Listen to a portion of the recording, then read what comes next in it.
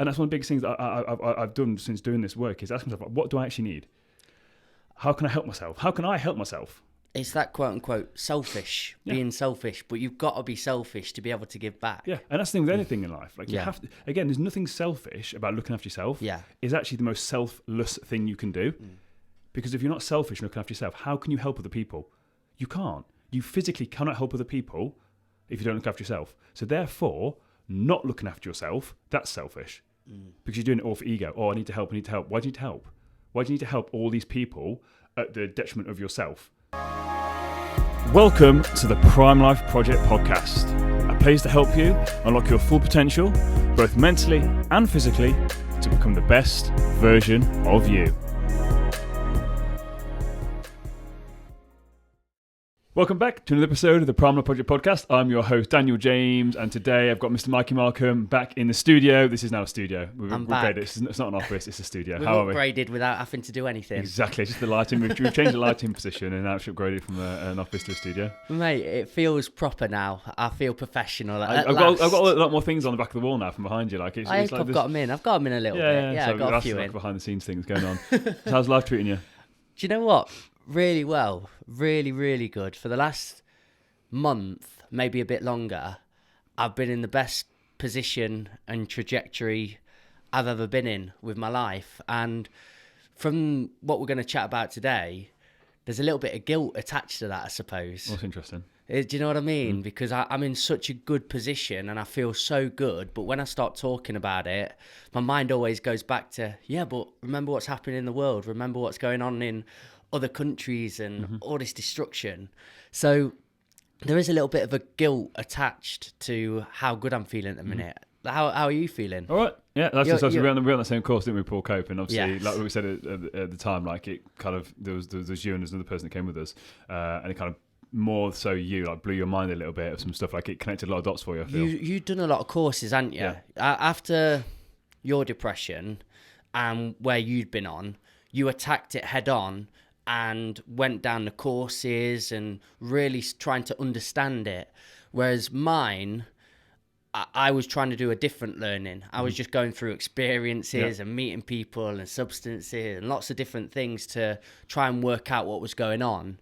And I think we've come to a cool point together, but that course was my next step and builder. And from that, I've implemented so much from it. So it was a missing piece of the jigsaw, that was. What things did you implement? What kind of things, like what's the big take-homes did you implement? Just grabbing life by the horns and genuinely not people-pleasing anymore was probably the biggest. What do you... That new saying, what do you actually want? The actually part is so integral in my life now because I've implemented loads of stuff of what sounded good and what I kind of wanted, but the kind of is too elusive. The actually is the power. And that's the thing, isn't it? Like people pretend, like they say they want one thing, but it's not what they actually want. They're just sugarcoating it with other stuff on top of it, and it's like causes a whole host of issues. So that I can even link that with, do you know the Monday nights you've been coming to, working with the kids and everything? I did want that because I want to give something to my community. I love what we're doing. And when I was at Paul's gig, or Paul's conference, what we're calling it? Workshop. Workshop's good. Conference. Sound proper. But when I was there, we had this sort of what don't you want moment. And as I'm writing all these things, I have a bit of an existential crisis of, well, maybe I'll just get rid of everything then. Has it all been based on a lie? And it's like, no. Don't have to be so catastrophic and irrational. But what's causing you the misery? What aren't you enjoying about those certain sessions? And it is the chaoticness. It is the not having the right structure. So all it needed was a little bit of tweaking and refining and building. And I've found my happiness again. So instead of irrational Mikey that's always this side or that side, it was actually just come back to the drawing board, write a few ideas out and go again. And we've got back to that stage. So I'm feeling in such a good space. Hopefully you see now, Joe, also if I talk about, hopefully now you see, it puts it more, because obviously, like I said, even like Paul referenced me on the workshop, which was quite cool. But a lot of stuff I talk about, the only reason I'm talking about it is because I've gone and done all this stuff beforehand. So it's like, it's understanding that a lot of the stuff I do is coming from that place of like, well, what do I actually want? Like, what do I want? Like, and that's why, again, got Katie now as the assistant, because like, I don't want to do this sort of stuff. I'm not good at it. So, right, I want to focus on this good stuff. I then mean to pass that on. And again, even like to mental health summit, we spoke about that the other day. Like, so if people aren't aware and don't follow me on social media, the mental health summit that we were talking about, I've actually postponed that because I've got some other stuff that's going on behind the scenes that really needs to give my attention and focus to. But again, that comes back to it. Like, I couldn't give my full attention to it, but as before, I'd have just gone through it, and then afterwards I've been like, I wish I'd given more. But now I've had the awareness of being like, there's something else that needs my attention. There's more, what's the word? There's more attached to that. Prominent, yeah, more prominent. And that certainly means I can't go 50-50. Yeah. It's impossible to give 100% to each. So I was like, right, I need to focus on this. And again, for people that know about the Mental Health Summit, like, I had so much enthusiasm, and it's like my passion project. So for me to actually put that on the back burner for a little bit shows you how important this other project is. So you'll hear more about that in a later date. But it's understanding with that, like, the biggest thing for me, like you said there, is I've done that work, like, what do I want? Yeah. What do I want? What don't I want? And then I had to then make that decision, like, oh, damn, although I want to do this right now, that's not the right time to do that. So just postpone it, because it's going to come, but something else has got to come before that. Does that make sense? It's like, it's just understanding it, and then everything I talk about, and this, again, I think this is the difference where, as I have done the workshops and the courses and stuff like that, to get that sort of understanding on a bit of a more structured level, whereas, as you said, you've done it through experience. Yeah. So it's the same sort of stuff, but you had a lot more dots that needed connecting. And it was arbitrary. Yeah. It was trying to piece it together through your own understanding.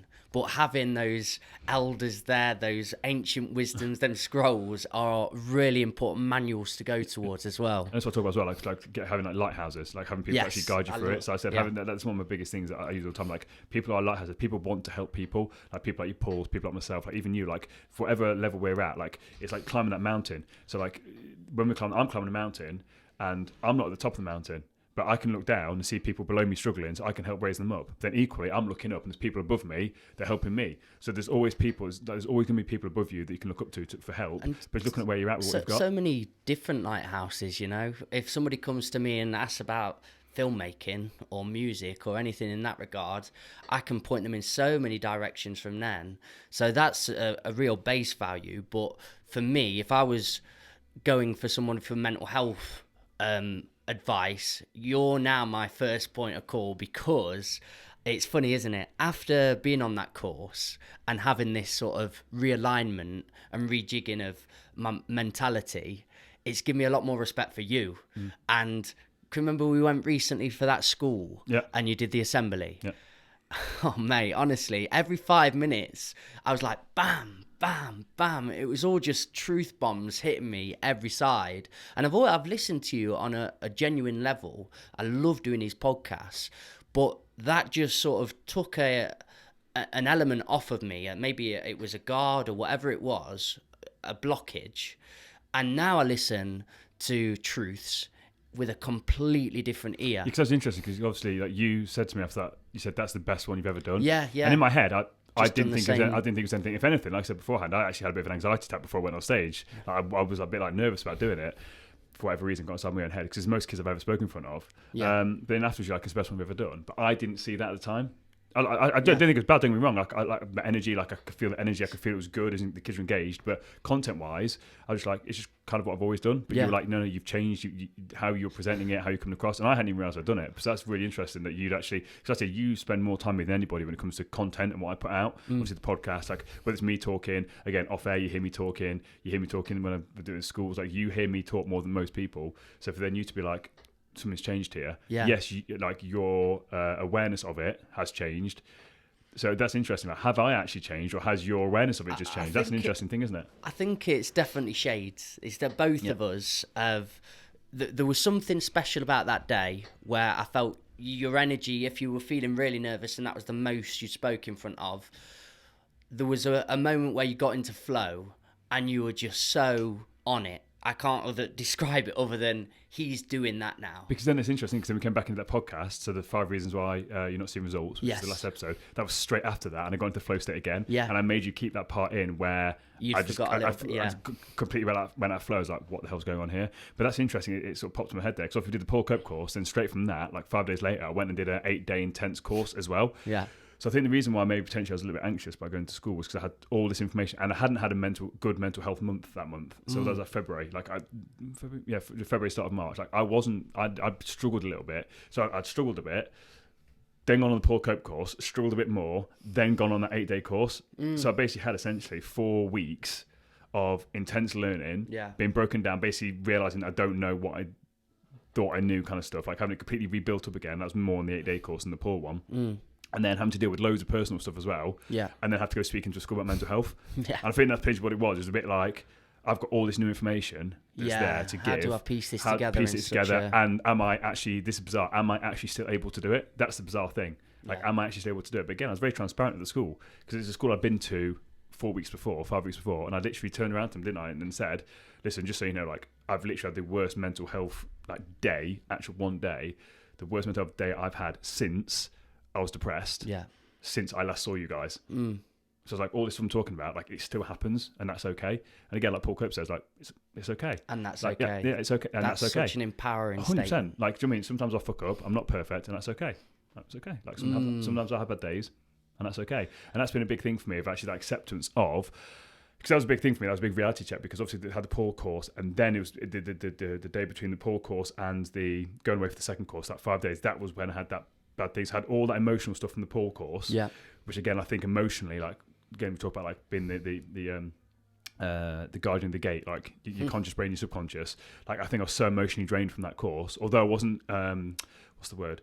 You would have taken a lot more information from that than I did. Yeah. But for me, the nuggets I took were so profound, like just golden nugget, integral, absolutely. So I think that was playing on my mind, which then was taking my consciousness away from, like, where it should have been protecting me, and then had all this other stuff coming on. And I think that's when it sort of hit me a bit, because I wasn't fully aware. My mind was elsewhere, thinking about all the stuff I'd learned. Does that make sense? Complete and sense, then from that, I then had to give myself a spa day on the Thursday. So it's like, for me to go away, it's like, I'm not in the headspace to go away for 8 days and have my mind blown, which is essentially what it was. Like, that was so intense. You've seen the course manual I had to do. Like, the course manual was like this. Like, I'm not in the headspace. I had to then basically just take a step back and be like, right, just relax, unwind, bam, then off we go again. And then that was also a massive unpicking of some stuff that I thought I knew, and I did know, but then taking it to another level and just hearing other people's things on it. And that's the thing, talk about being teachable. That was a big thing for me. That's why I wanted to speak about that on that last podcast we did.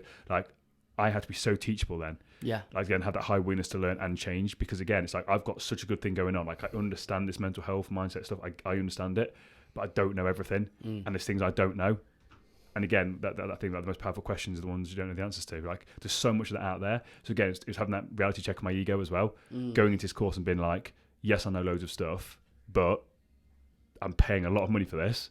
So sit your ass back down. You know nothing. Yeah. And that's what it was. That was a big thing for me, which is why I needed to take that spa break.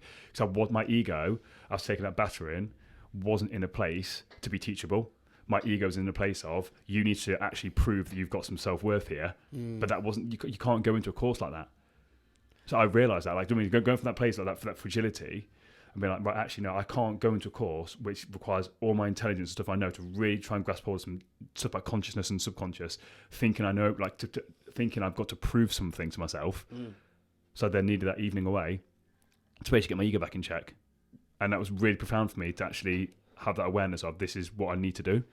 And that's that self-awareness. Yeah. And I think it does segue nicely into this too, because a lot of people I'm having conversations with at the minute are really suffering with that self-awareness of, what do you need now for your own solace, for your own sanity, for your happiness? Because what I was saying at the start of this podcast, I feel a little bit of shame attached or guilt attached towards not looking at the news anymore or seeing all this chaos going on.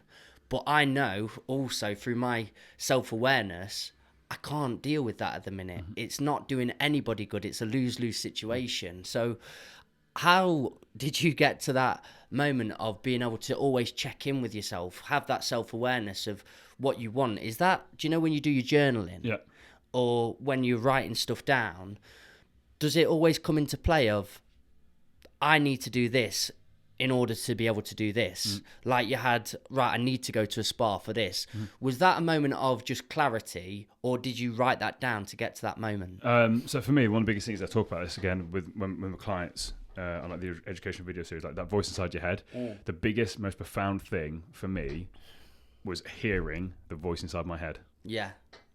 Because I never knew it was there. And do you know, when I talk in schools and talk about how it used to be, I remember that voice being there since I was a young kid, just having a conversation with myself, but I thought it was me. It wasn't me. It's like the voice inside my head versus me. And again, the problem is when they get combined together, you can't differentiate between the two. You think that voice is you, and it's not. It is your voice is coming back, but it's not. It's what it's saying is basically a construct of everything else, like all these different characters and all the things that have been put there. There's loads of things that create this voice.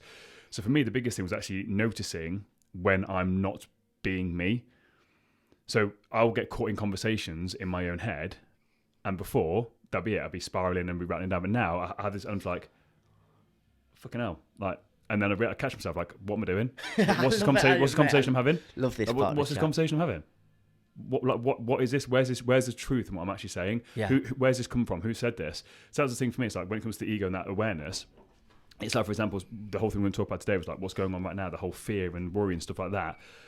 Like I'll be watching the news because I like to keep up to date with what's going on, but I notice that when I'm reading stuff, my voice will then start to catastrophize it. But I notice it. I'm like, what am I doing? And again, that course one, that long one, it talked about language and the language that we use. So now I'm a lot more aware of the language that the news uses. And sometimes they say stuff, but they don't say anything in what they're saying. There's no substance in what they're saying. Emphatic language, I yes, think they call it's basically, they just go around. There's nothing. If you actually read what they're saying, actually read it at the actual facts, there is no facts. It's just they're using words that create a feeling. And I've started to be aware of that. And again, same in real life. Like that's how politicians have always conducted. Exactly. And that's what people don't realise. The politicians are very, very smart in this. Like linguistics. They're so smart in linguistics and how they talk and how they use language. They're very, very smart. They know what they're doing. Like they're trained in it. They're trained in linguistics. We're not. And again, on the course, one of the biggest things with that is, that we were saying was that you can tell what people's subconscious is really saying by understanding the linguistics people use. So the way that people write and what people say will tell you what their subconscious is thinking. Yeah. So although they might in their mind be like having a guard up, they cannot help the words that they use because it's all subconscious. Like right now, I'm not consciously thinking of the words I'm using. I can't consciously think and talk at this pace. So my subconscious is talking to you. Yeah. So that means that the words, if you're trained in it, the words that you use or the words that you use back to me will get me in a certain state. Yes. So again, it can get you in a trance-like state. So again, when you hear politicians talk, they get you in a trance-like state because they're telling you a story with no real substance. So you go into a trance-like state. So you're not really paying attention. You kind of are, kind of not really, but you're in a trance-like state. It's bizarre. When you actually understand the complexities of what actually goes on with this. Yeah. So for me, to sort of, when did I learn about this? Is just understanding that when I am, again, in this trance-like state with myself, talking to myself and basically catastrophizing, worst case scenario, thinking back of things. And again, I still do it. It's one of the hardest things, let's say, especially when I'm tired. So it's why I have to have a good night's sleep, like good structured routine. Because if I have 2 bad nights in a row, I find it so hard to turn that voice down. I find it so hard. It's like, again, imagine like the keeper of the gate, like he gets tired. I can't do it. And that's why then things start to get catastrophized. I start to think about past mistakes I've made. I start to live in that guilt, worry, regret, shame. Shame's a big one. Do you know what I mean? Like just all those sort of things. And then that's when it causes me to go down. Yeah. But once I realize it now, that's why I've got that self-awareness of like, what do I need? That's what I can then ask myself. So ask myself, what do I need? Because you don't know what I need. Who knows what I need? Me. Yeah.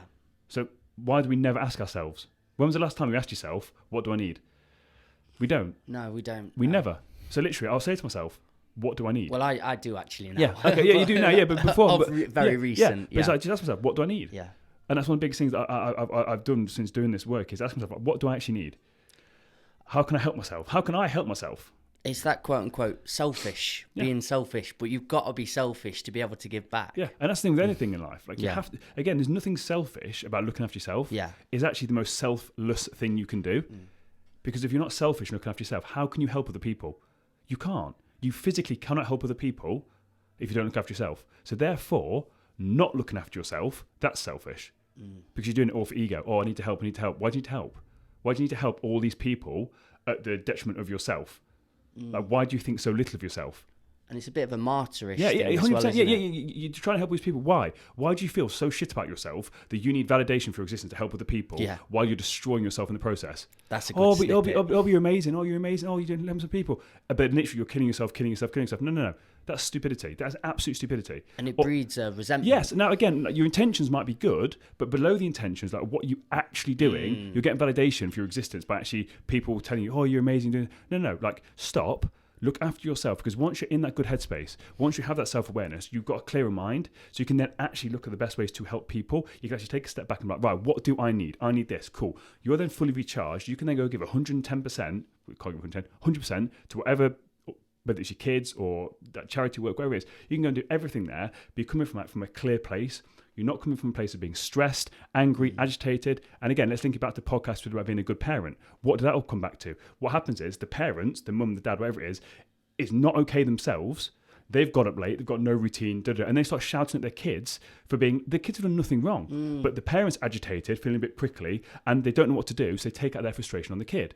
Again, it's always somebody else. So, people at work, No, get your stuff together. Get yourself together first. Yeah. So again, as the parent, sort yourself out. Be organised, be disciplined, structured, organised, routine, because you're never going to be motivated all the time. And this is one of the big things, like, there's no way you're going to wake up every single day in a good mental health space. It's impossible. You can't. But that's when your routines and structure comes into play. Like doing the things that you don't want to do on the days that you don't want to do them. Again, that's it. So, I want to stay in bed all day. Okay, we can't. We've got kids to look after. Okay, cool. So you get up. What's the first thing you do? Make your coffee. And then that coffee, bam, leads to this, leads to this, leads to this. And before you know it, the kids are out the door and you're cool. You've got through the first part of the day because it's seamless and it's effortless, because it's just this leads to this, leads to this, leads to this, rather than every day just wing it. Yeah. Well, then, of course, it's going to be a nightmare because you want an extra 10 minutes in bed. No, you get up at 9:30. Then you decide to make the coffee. As the coffee's brewing, you go upstairs and wake up on the kids. It's like there's structure and routine and order to it all. Yeah. And that's what I do. And again, I've said it before, like I've had to really nail it down. For me, it's morning coffee, read, journal, that's me done. Those 3 things. 3 wins. 3 wins, bang, bang, bang. Yeah. It gets me in a good mental headspace. Again, I know that people can't do that. But again, as a parent or something like that, it's just something so simple of, you have your morning cup of coffee, and that is you. That's you drinking your magic syrup, your magic potion, and it's, right, it's go time. And then it's this, rather than every day waking up being like, oh, I don't feel motivated today. Okay, cool. Well, no one feels motivated all the time, and that's what separates people. Can I ask this? Do you know when sometimes... I'm fucking on one again. Mate, that was brilliant. Keep drinking. Drink. Do you know when life just happens and something important arises and it takes away that one bit of structure? Maybe you've done it for the last month, 2 month, 3, but one moment happens and you can't quite do it that day. Do you really struggle for that day then if you've missed your routine? Or do you give yourself that allowance and say, it's okay, I'll just get through it today? Right. I will always try and structure my day. Yeah. To make sure I can do the things. Like I said, the 3 things, like coffee, that's a non-negotiable for me. I had to have a coffee. I just like the taste, and I just like to have... again, normally sit in that chair in the corner. So I don't even sit here and have the coffee. I sit in that chair in the corner, out of the way, different side of the office, and I just sit there. I like to have a first cup of coffee. Have a first cup of coffee, just chill, relax. Then I have the second cup, then I start to read. Now, let's say, for example, on days we go to school, like the schools to talk and stuff, I can't do that. Yeah. I can't then read, I can't journal because I don't really have time. So that cup of coffee is it. Cool. But that's you've fine. Set an intention. That I know I'm not going to be able to do the other 2. Yeah, it's not a problem. So therefore, the intentions, have your coffee though, and then you've won the day. Yeah, won the day. Yeah. And then like I said, then later on in the evening I'll read. Yeah. So if I don't read in the morning, I'll read in the evening. So I will read at some point during the day. But it's the intention. Knowing. And again, but some days, let's say I wake up and literally as soon as I come in here, let's say, for example, the coffee machine's broken and something requires immediate attention. Listen, life happens. It's not the end of the world. Do you mean you deal with it? Do you mean it's like and again, it's the coffee and the journaling and the reading does nothing. There's nothing magical about it. Yeah. Like the coffee, it literally just caffeine. I could literally take a caffeine tablet and get the same effect. Like there's nothing special about the coffee. There's nothing special about the reading. There's nothing special about the journaling. It's the state it gets me into. Yeah. So I can get myself into that state at any point. I just choose to use reading and journaling to facilitate me getting into that optimally. But I don't need it to function. Like if you took away all my books and the coffee machine, I could still come in and function throughout the day. Yeah. Do you know what I mean? I just have to have a word with myself. So that's what I'm saying. Like, so with it, it's like if the life does happen, nothing you can do about that. but then you don't rely so heavily on you understand what your morning routine's doing. It's getting you into that zone, like sports people, athletes. They have their rituals. The rituals gets them into that headspace to then perform at a high level. That's what your morning routine's doing. It's allowing you to be an amazing mum in the morning, or an amazing dad in the morning, or to perform well at work, or whatever it is. It's just getting you in that headspace, so it makes it nice, easy, and effortless for you. And again, what's that decision paralysis? Where basically you have so many decisions to do in the morning. It uses energy. Thinking requires energy. Yeah. So if you can have a routine and structure that basically just takes done for you. That's why I eat the same thing every day. The clothes I wear are so basic. I've literally got this grey black jumper. I've got a grey jumper. I've got 3 grey hoodies that are exactly the same. I literally pick it up. I don't care. I don't have flash stuff because I don't want to have to think about it, because that requires energy. So if you can make things so easy and effortless, it then gives you more energy to actually focus on things that you want to do. A good word you said in there as well, it's allowance. Yeah. You seem to have a lot of allowance and leeway in your day, even today. Yeah. Chris's petrol. Yeah. Don't worry, I'll come and sort you out. I have to turn around. But you're so cool, collected, calm with that. You feel like you're not on this ready to snap at any point. So again, a lot of people are. And this goes back to what we're talking about today, about the stuff's going on in the world and people struggling and mentally and stuff like that. My whole thing is control what you can control. Yeah. That's literally the motto I live by. It's a great motto. So you're coming here, 9 o'clock. So I've woken up, like, Ben, we lost an hour's sleep today. I've woken up an hour early, technically, to get here. I'm ready to go. The podcast literally all set up. You messaged me, and I think you've walked to here 45 minutes late. Can I do anything about that? I can fucking go nuts at you. Cool. Yeah. Then what's that do? Every action has a reaction. Yeah. Cause and effect. So me shouting at you, what does that do? That makes you pissed off and upset, which then probably take it out on Chrissy. Then she takes it out on your daughter. And yeah. You then think I'm an arsehole, even though I'm right to shout at you, potentially, because you're in the wrong here. Mm-hmm. But then you're going to have wholesome resentment towards me. What possible benefit does that bring? Yeah. It doesn't. Cool, give me late. Now, if I can't facilitate that, Mikey, don't worry about it. We'll do it another time. Then I'll be a bit annoyed because I've got to reschedule. But it's not the end of the world. Cool, sorted. But chill. Control what you control. And this is the thing right now, what people struggle with. Like, again, if you've got your morning routine and it's working for you, and then when your kids wakes up at 4 o'clock in the morning, can you control that?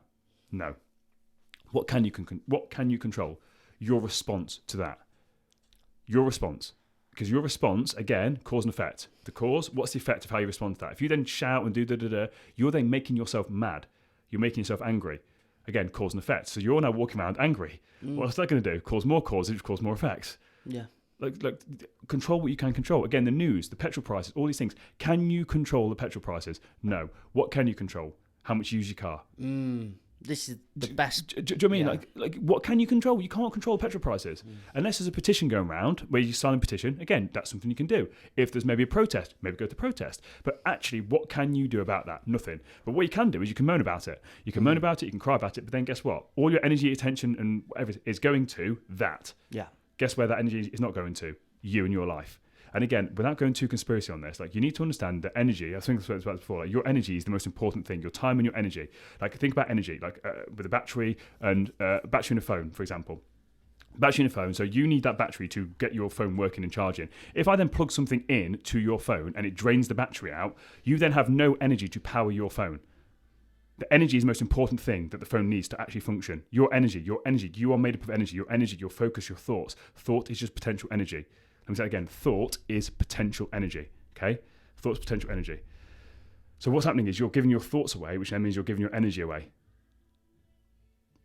So you're there worried about the petrol prices. Cool. Well, what about your life? What about your life? You've got no energy because you're giving all your thought attention about that, the government, the war in Ukraine, all that sort of stuff. Again, what can you control? If you're that bothered about the war in Ukraine, cool. What can you do about that? If you want to go and fight, knock yourself out. I wouldn't advise it at all. But what can you do? Food banks, donations. There's things you can do, but realistically, as one person, again, if there's some sort of protest, cool, go on and protest. Cool. There's things you can do, but worrying every single day, no matter how valid it is, it's something that the people, like the kids. Yeah, but again, you're giving all your energy into that. It's not going to help anybody. All that's going to happen is you've got less energy, focus, time for you and your life. Because what's going to happen is that's emotionally draining. Yeah. If you're constantly thinking about all the destruction or the sadness or the hurt, that is emotionally draining. You're then going to you're making yourself feel sad. Yeah. And then you're going to go through your life sad, cause and effect. If you're then walking around your life sad, low in energy, upset, guess what? What your reality is going to be. What reality is going to be. Yeah. And again, because you're cause and effect. Yeah. Now, again, I said that there's real issues in the world that need sorting out. 100% agree. But my thing is, like, you can't do anything about that. All you can do is control yourself. And again, if you then take the intent, instead of putting the attention out there, just put it to yourself. Because again, when you put it to yourself, you've then got the energy. You can then do more to do something about it. Because you're not worrying about the things there. You think about yourself. You're in complete control. Right? What can I do? And with anything, like, can I control it? If I can't control it, I don't worry about it. It can annoy me. And again, this is the thing. Like, I don't try if it doesn't annoy me. Like, for example, today we met Christine, was I annoyed? No. Yeah, well, I was. For like the first 2-3 minutes, like, oh, actually, I can go do this. Yeah. Because in my head, I'm very structured. We know this. We've said it before. Mm-hmm. So we maybe 9 o'clock. Okay. Oh, that's annoying. Okay. But again, it wasn't annoying like to take it out on you. Mm-hmm. But it's like, oh, my schedule's changed. So, oh, okay, right. What can I do about it? What can I do about it? Nothing. Nothing. So this is the thing. Like, it's not saying that when things happen that you can't control, you can still get annoyed about them. Yeah. You 100% can get annoyed about them, get angry about them, get pissed off 100%. But what I'm saying is, don't spend your entire day, 365, worrying about that and giving that away. You wake up and you hear something in the news, something bad's happened. Cool, get sad about it. Get sad, upset, whatever you want to do. Angry, cool. Fear, like you have to feel a bit of fear, cool. But then understand, like, there has to be a time frame where you're like, right, okay. I can't live off of this anymore. Yeah, okay, take a deep breath. Taking a lot out of me. Let's go, crack on. And that's what it is, taking a lot out of me. And that's the whole thing with the C-bomb that happened. I had to pull myself away from that because it was just draining me, it was exhausting. And I've really pulled myself back away from hearing about anything that's going on. Like I said, I read the news once a day, just the headlines, so I can see what's going on, and then leave it there.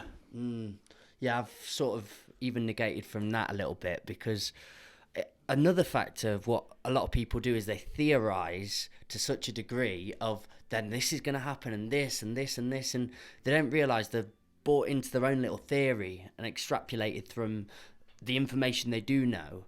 So me and Chrissy of recent were having a really good discussion, and first of all, she asked me, well, what do you think about the war? Because we've not really spoke about it.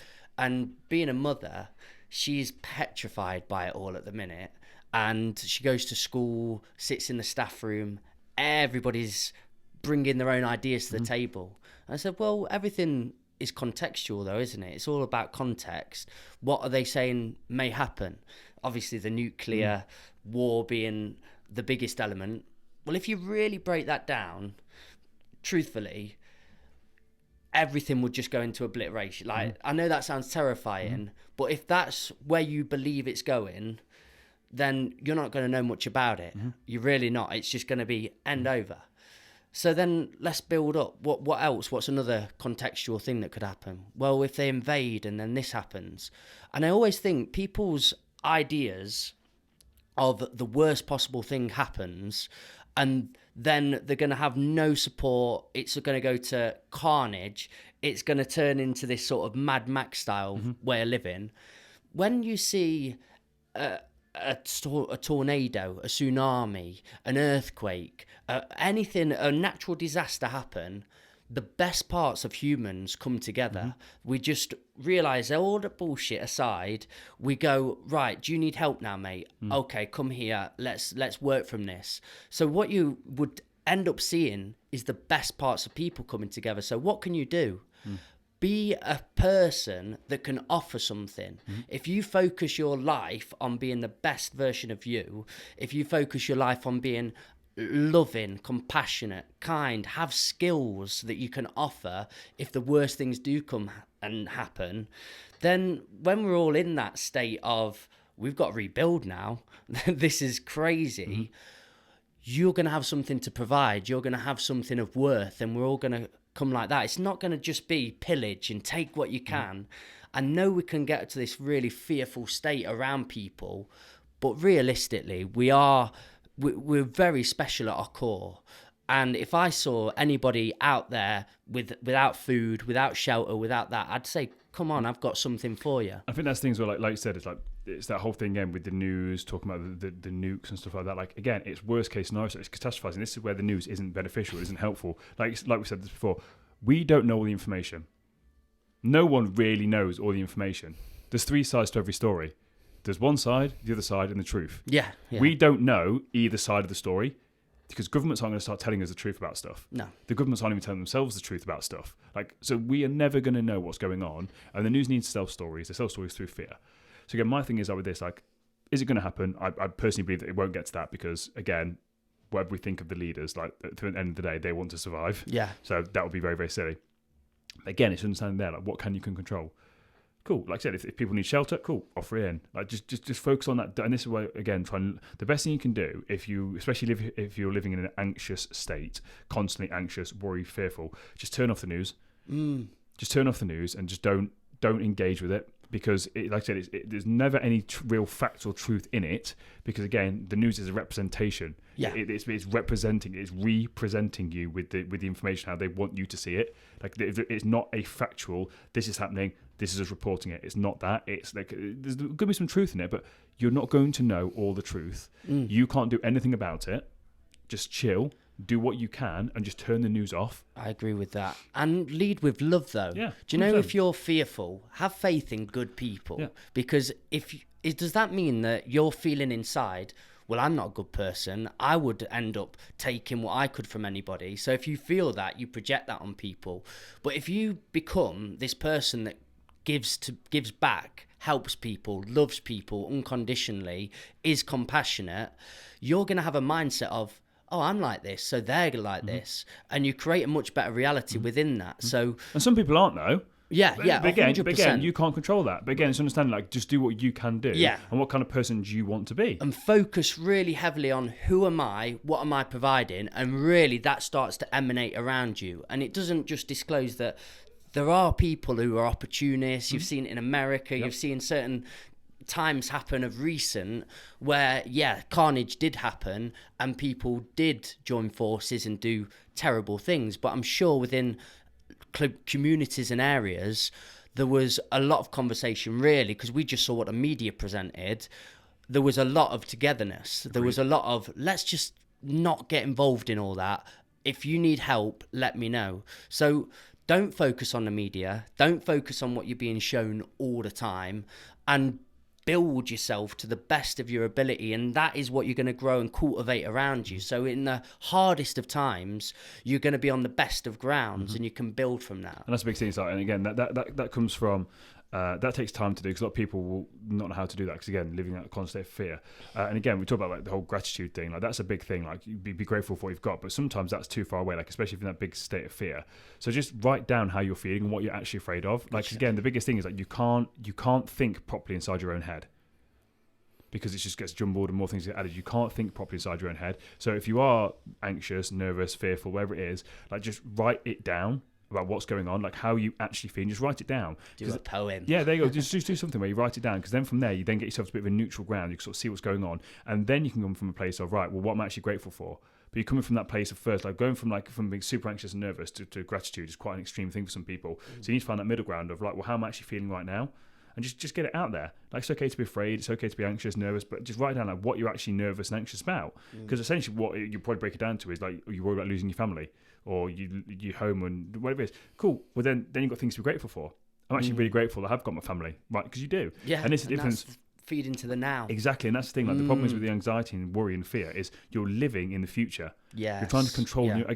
Control what you can control. You can't control the future. No one knows what's going to happen. No one has a clue what's going to happen. So you're trying to bring yourself back to the present moment, and you do that by just actually appreciating what you've actually got currently. And again, looking at yourself when that voice inside your head's talking to you, right, mate, there's nothing there. Right, what's actually going on? What's actually happening right now? Because this is the thing. And what actually can I do? Yes, exactly. Because again, we get ourselves into anxious, fearful state.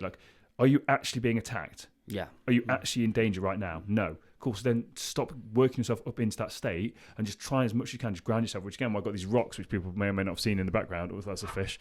These little rocks, little grounding tools. So again, I use them, these little rocks, just to ground me. Yeah. So I literally just, if I'm feeling a certain way, I'll just literally just hold them and just ground. I've actually rubbed this one to super smooth. Well, again, I've said it before. This thing I play with. Specific day. I play with things. I will literally have things to ground me. So if I do start to get into that state, I just ground myself, get myself back to the present moment. Again, you can do it through mindful breathing. Some people don't like that, but actually just touching. So if I've got this rock, I'm looking at it, I'm then focusing solely on how that feels on my hand. Yeah. Because when I'm doing that, I then can't think of anything else.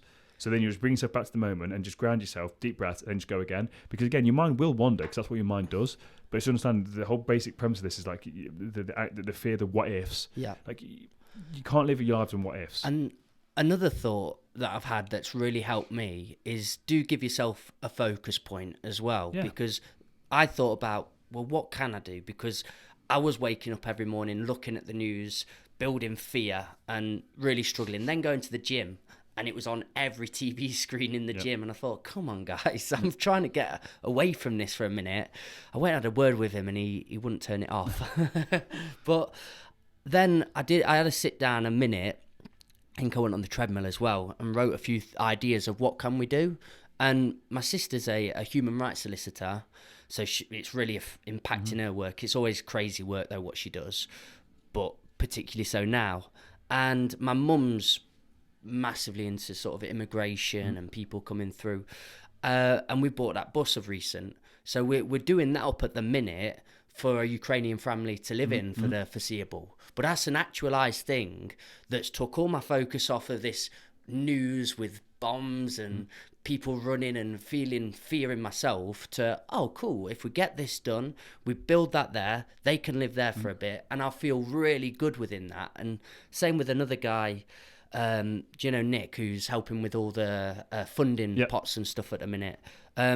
He's got a few charities for immigrants, Pakistani community, Bosnian, and one of his others is to do with Ukrainians.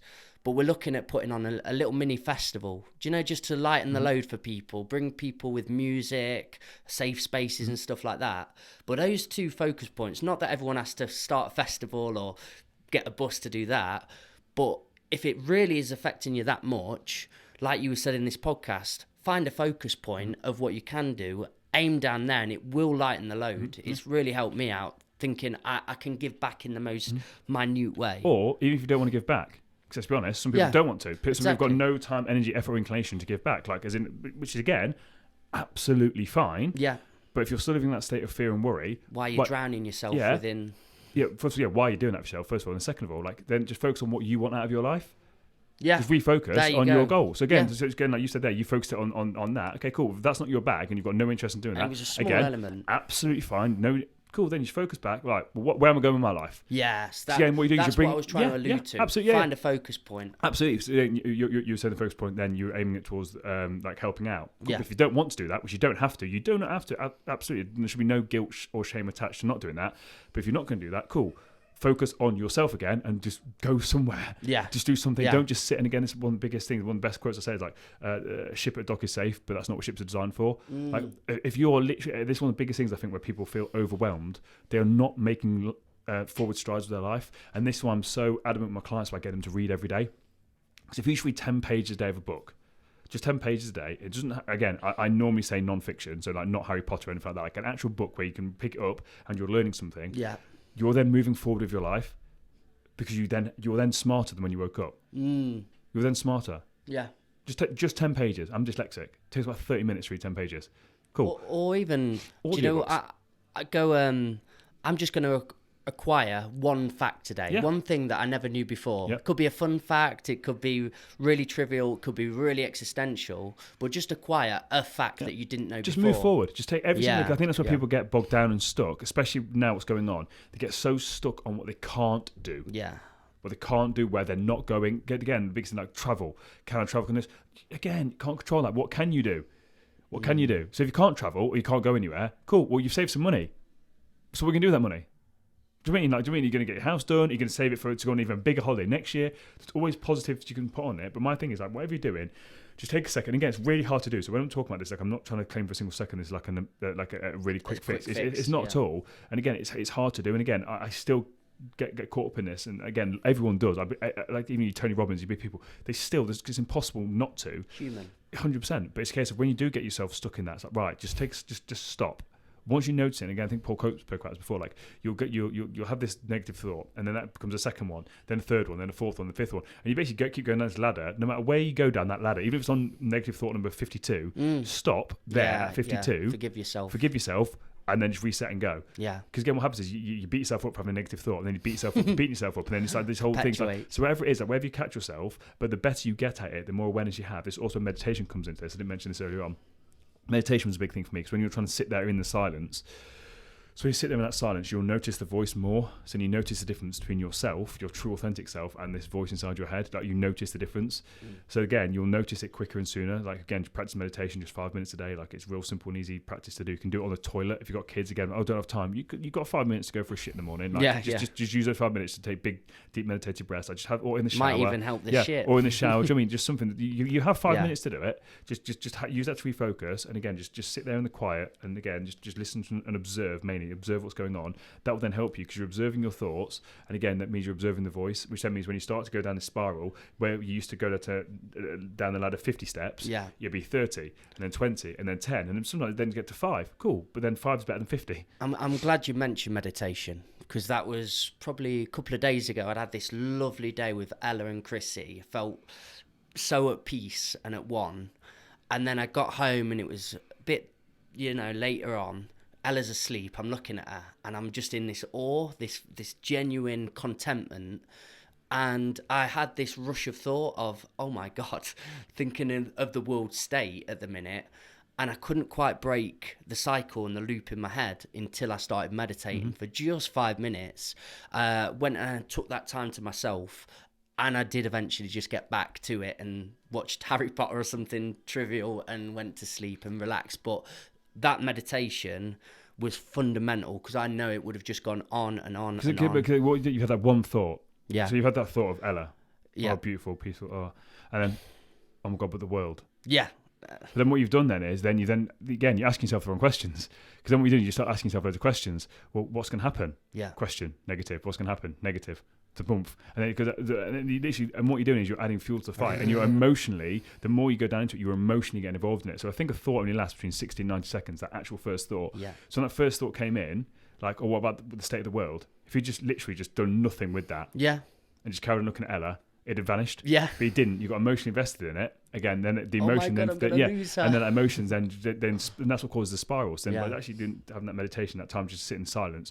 What you're doing is because you're there and you're taking control of your breath, then present in the moment. Like you're then trying to dissociate like the emotions. You're taking the emotions out of it. Because again, you're not sat there thinking. The whole point of meditation is you're just focusing on your breathing. If you're focusing on your breathing, you're then not thinking of that thought. So you're basically getting rid of that emotional charge, which then means the thought dissipates. Yeah. And that's the hard thing. People, when they meditate, they get caught up in their thoughts again. And people think that meditation is about turning the brain off. It's not about turning your brain off. It's just sat there with your thoughts, but from a place of awareness and not allowing yourself to go down that rabbit hole. So you notice this thought, oh, what about the state of the world? And you literally just see it. Oh, that's an interesting thought. Then you let it go. Oh, but do I really want Ella to be brought up in a world that's got full of war? Oh, that's an interesting thought. And you let it go. So you're just observing the thoughts come and the thoughts go. Because that's what thoughts do. They come, they go. They come, they go. That's what the brain does. It just throws at random ideas. Oh, what about when I bullied that kid in primary school? Was that bullying? Oh, no. It's like, do you mean like, oh, that's an interesting thought. You put attachment to it and you interpret it. The story. Again, you start telling yourself a story about it. And again, in meditation, you sit there and just like, right, when you start to notice your mind wander, go back to your breathing. Because again, you're just removing the charge, then remove the charge. I did have a thought during this talk as well. Do you know that Buddhist philosophy and diagram where it's like, have you got a problem? Yes, no. And then it leads to, well, don't worry about it then. Do you think people in this crazy time could do a bit of a diagram for themselves of, do you want to help? Yes, no. Well, how can you do that? And then stem from there. If it's no, then stem, well, what can I do about that? And doing a bit of a diagram for yourself of, if I'm going to help, here's how I can help. If I'm not, this is what I'm going to do next with that. Oh, I'd even go take because again, that's like, do I want to help? So it's like you got like chunking up and chunking down. So that's chunking down. Do I want to help with this current situation, either petrol or Ukraine crisis? Let's chunk up a bit. Yeah. Let's start with, what's the problem? Yeah. What is the problem? There's a problem. Like, and again, people say, "Oh, I've got so many problems." I think that the statistic is like when it comes to like anxiety or worry, like you can't. There's only in your brain you can only hold. I think it's either 7 or 5 plus or minus 2. So the most things you can hold is 9. So if I said to you what you're worried about right now, and you went everything, there'll literally only be 7 plus or minus 2. Yeah, so if I got a pen and paper and said, "Tell me all the things you're worried about," you would literally go 1, 2, 3, 4, 5, 6, 7, 8, and then you'd really be like, because you've emptied the buffer. And then you're fishing. You've emptied for the it buffer. as well. You've emptied that buffer. Yeah. So that's what it is. So really get to the bottom of it. So what is the problem? What is your actual problem? I'm worried about this. Cool. Can you do something about that? No. Okay. Don't worry about it. Right. Then you can't do about it. Let it go. Again, let it go by journaling about it. Just then that's another. So let's say diagram. that it's an illness, terminally ill, or something like that. You've gone. There's my problem. Going fucking morbid here. It's fair though, isn't it? It's good for imagery. If you go, I've got an illness that I can't have control over. I can't do anything about it. Then where'd you go? So again, you can do something about it. Yeah. Your attitude towards it. Again, there's loads of research into this, like the power of thought. And I'm not saying you can heal yourself through thought. That's not what I'm saying. When it comes to terminal illness, again, like your body is a collection of cells. Like you have control, like the subconscious mind. So you've got to think, your subconscious mind controls everything. Your subconscious mind controls everything. You don't tell your skins to grow, the cells to regenerate. It's all in your subconscious mind. Your heart, it's getting your heart to beat. The subconscious mind is doing it all. The conscious mind controls the subconscious mind. So if you've got terminal illness and you're constantly thinking about negative and worry, you're programming your subconscious mind to worry. But if you try and look at some sort of positives of it and try and stay as optimistic as you can, it's going to make things a lot easier for you. Because again, you're then not living in that fear state, that worry state. So again, terminal illness, so again, let's say that it is terminal and there's nothing you can do about it. Can you do something about it? No. Well, you kind of can. Like, you can't cure it, but in that, no, you can't do something about it. Okay, then you've got two choices. You can either just be morbid and it is what it is, or actually try and leave the world a little bit better place. Like, actually have a positive spin on it. What lessons can you learn to help people from this?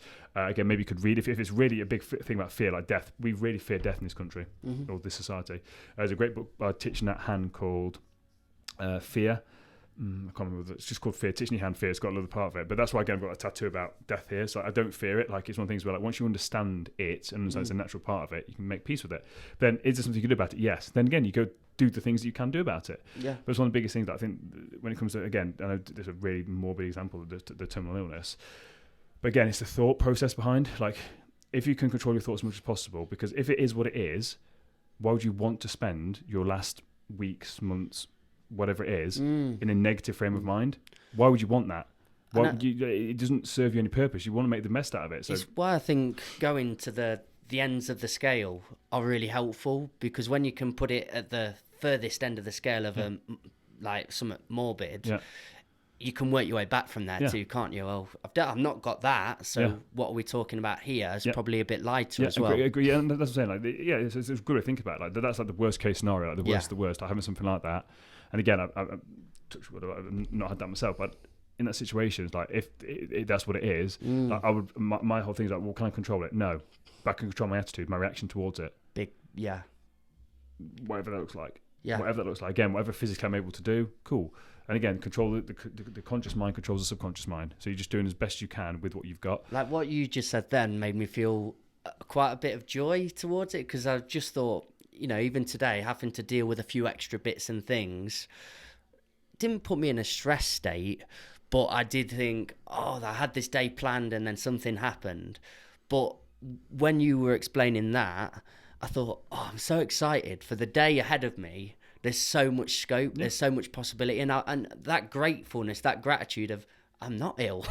I'm really happy with what I have got. The thing the Buddhists say, I think, like, when you wake up in the morning, do you have a toothache? Yeah. So wake up in the morning, like, when your tongue crosses your tooth, do you have a toothache? No. Then be grateful you don't have a toothache. Or wake up, like, do your kidneys hurt? No. Then be grateful that, do you know what I mean? Like, just wake up and just be like, really implement or this. Or like, you wake up and you move your hands to the side, and if you don't feel a wooden box, then cool, you're alive. Amazing, off you go. Like, it's that whole thing of, like, there's always, I mean, there's always we always look at the negatives, just look at the positives. There's always a positive thing spinning can put on it. And again, it's never nice, the whole terminal illness and dealing with stuff like that. It is on, again, that far end of the spectrum.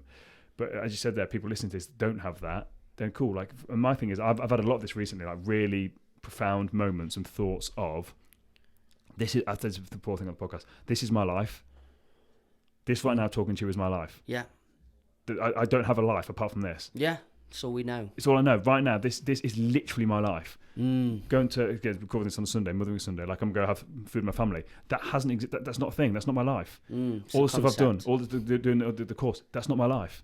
this right now is my life. And I think we forget about that. Like, this right now is the only thing I can control. This is the only thing. Like, I'm not worrying about thinking about anything else. This. So again, right now, with whatever you're doing in life, just understand this is your life. Like this moment right now, and it's such a bizarre thing, and people that don't really understand what I'm talking about, like when you understand it, it will hit you like a train. When you understand that your life is this is your life. Like we claim that we've got all these things and watches and cars and houses. Cool, that's great. But you right now, what you're doing, that is your life. That is it. That is all that ever is and all that ever will be. Yeah. And I don't think we quite comprehend that sometimes. That's the truth. That's the truth. That is the truth. The truth is the truth, whether you like it or not. And that's one of the biggest things. Like, just people are so caught up in their own stories and their own world and blah, blah, blah. If you can just detach from that and just take back control and put yourself back into that present moment, that's how you make real change in your life. This is how people do it. Can I just add something that I think is important to everything we spoke about? Because we very much spoke about you and taking the ownership in your reality, which is the most important thing. But another element towards the destruction, the chaos in the world at the minute, and other people, when they were talking to me about the war or the petrol price or whatever, I respectfully asked people not to, because it was something I needed. But now I'm going to say the word nuanced, because I feel much better. I feel much healthier. I'm doing all the things I need in my life at the minute. And I'm realising this person across from me right now, genuinely, what they might need, you can ask them this, but they might need to just purge because they've not had anybody to talk to about it. And sometimes it is important just going, this is what I feel. So instead of me preventing those people, I'll ask them on a genuine scale, is this going to help you if I just listen, or do you want some advice from it? And being able to listen and take it in, I'm still feel strong enough to repel it because I'm not being consumed by it all the time. But there are probably some places where you can go, okay, let's have the chat, and just be an ear for them. They might say loads of stuff that you don't agree with, that doesn't resonate with you or whatever, but having that allowance too, where you can go, okay, do you need anything more from me? Do you want help with that? That was a big thing, I think, from the Paul Cope course as well, when he said about, like, when someone's speaking to you and they're venting, do you want me to listen? Or do you want my input? That's a big thing. It's genuine. But then when people are, again, offloading on you, you don't have to take any of that on board. No. That's like, all a projection. Yeah. So when clients come to me, some of the clients come to me and they say some horrific stuff. Because again, my thing is, like, there's a lot of stuff that's happened before that's basically a roadblock and you've got to unpick it. So sometimes I go real deep with clients and we unpick this and we've got to unpick that roadblock of why they keep self-sabotaging. And that can be deep. And people are like, how do you deal with listening to this all day long? I don't. Like, I'm not emotionally involved in it. I'm literally like, I've got my barrier up, I've got my suit of armour on, I'm listening. I am listening. Yeah. But I'm not emotionally getting involved in it. Like, it's coming in and it's just deflecting off me and I'm listening from a completely objective point of view. I'm not emotionally charged in this conversation. Like, I'm neutral. So again, that's what I'm saying. Like, if someone wants to offload on you, this is the thing. So first and foremost, it's setting boundaries. So if this friend wants to offload on you and you know full well you are not in a place to deal with that, so if that friend offloads on you and it's going to cripple you emotionally because you haven't got that barrier up yet, you owe it to yourself to say, I can't listen to this because your friend being in a, that's not your problem. Yeah. That's a them issue, not a you issue. And again, that's a real powerful thing for people to say. Like, if your friend's struggling, they need to offload, okay? And by them offloading, you can't deal with that information. Yeah. And it's going to mess your head up. That's a them problem, not a you problem. Yes. Because you need to protect yourself. So if you can't deal with it, you have to say, I'm not in the headspace right. Again, be honest, I'm not in the headspace right now to listen to this. I'm struggling myself with this. I don't have the capacity to listen to you talk about this because it's really going to emotionally drain me. Now, if you do have the capacity, cool, then go for it. But it's important to understand that you have to know yourself, can I deal with this information? Yeah. If the answer is no, don't take it on. If the answer is yes, you've got that shield up, you can disassociate with it, cool. Then yes, by all means, hit me, offload. And that's all I do. Yeah. That's why I can take on so many bits of information from so many different people and it not affect me. Because it's just like, cool, yeah, hit me, I'm good. Because you've worked on yourself so much, though. Yeah, you so see, come on. Do you know when the C word happened or this recent things happened? Oh, the light. What's going on? I was saying, because you've worked on yourself so much, you become strong within that. And sometimes when there's a disaster, call it quote unquote, something's happened, take the time to breathe through it, work out your positioning with it, let that simmer, I suppose, understand yourself, and then know what you can give from it. A lot of people are very reactive rather than responsive. So when something's being said, they feel it's a need and obliged to say something back as soon as possible. They don't give themselves to sit with it. Yeah, sit with it. Sit. It's one of the biggest things you do. Now, when people say stuff, just sit with it. Yeah. Just sit with it. You don't have to respond straight away to something. That's it. You can say something, I'm not sure about it, I'm going to sit with that. Honestly, it's powerful. Yeah, very, very powerful. Because I say, be proactive rather than reactive. The proactiveness of it is just know yourself. Know yourself. So know your weaknesses. Know your triggers. Know all this sort of stuff. Know the things that bother you. Yeah. So then you go into a situation and then you start to talk about something okay, I know I'm going to struggle with this conversation. Because I can go from an experience here, but with my mum, walked in. And all there is BBC News everywhere, and she's having a conversation, and then they bring me into it, and I wasn't ready to be brought into it, and I felt the need to say something and say my piece, and it made a very convoluted, unhealthy conversation from it. But then a week later, Chrissy comes to me and asks for an opinion, and because after that convoluted conversation with my family, had a bit more time to digest it, work out my feelings of it and what I'm willing to give, I could say to Chrissy, go on, talk to me about it and we'll get somewhere and we'll decide. And Chrissy was bottling a lot up, and just from that 20-minute conversation, so much lighter, so much happier, and that was my response to it, rather than being reactive and why are we talking about this, I don't want to talk, I'm not ready for this, all unhealthy. I'd give myself the time. It's communication again. A big thing. Communication is such a big thing. People are so bad at communicating, but communication is one of the biggest things you can do. So in that situation there, she's come to you with something, again, the art of communication. Impressive. I think we've covered a lot of ground here. We've done well, haven't we, mate? It's been good. Yeah, so basically, in short, are you going to summarise I'll everything? summarise. Control what you can control. Yeah, that's the big one, isn't control what you can control, and just keep every single day trying to do little things to make yourself a better person. And that's all you can do. Again, always give love, be patient with yourself, and just give back where you can. Mate, I'll say that trendy thing. You do you, baby. Oh, God. You do you, boo. You do you, boo. Oh, man. Where can people find out more about you, Mikey? I'm Rhythmical Mike or the Old Farm Bus. Awesome. And again, don't forget to like and share this episode with a friend if you've found any value from it whatsoever. And again, don't forget to check us out on YouTube as well. So if you're listening on Apple Podcasts or Spotify, it's also on YouTube as well. Mikey, take care, my friend. Big love, my man.